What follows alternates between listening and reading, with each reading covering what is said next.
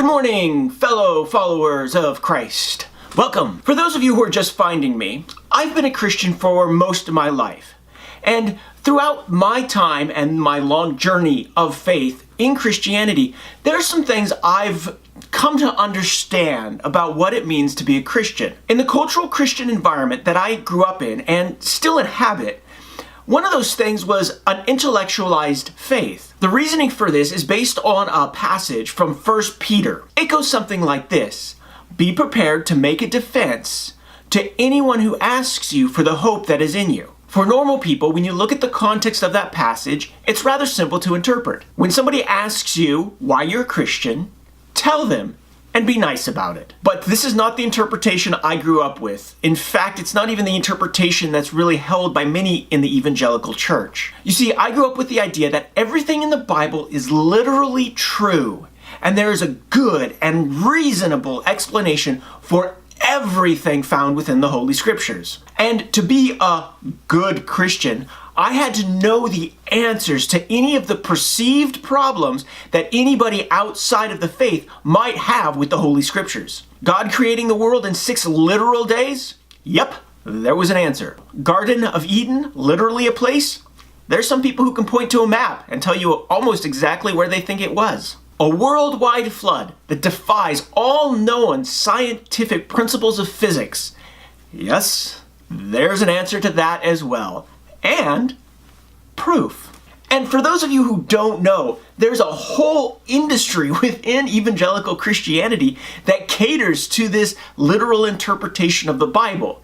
Conferences, lecture series, just to have a defense. But as I have walked on my journey of faith, I've realized that our holding to these ideas, this literal interpretation of the Bible, makes it harder and harder for us to really communicate what our core beliefs of Christianity are to those outside of the faith. The people outside of our echo chambers, maybe you, are not a foolish person. You understand science. You understand how the world actually works and how we have science to back up our understanding of that world. The universe is billions of years old, not 6,000. Evolution happened, and man-made climate change is an actual thing that's happening. And the truth is, by holding on to these stupid ideas, we're pushing more and more people away from the God that we love and the gospel of Jesus Christ. We're making him and his ways less appealing to everybody else. And we really don't have to be doing this.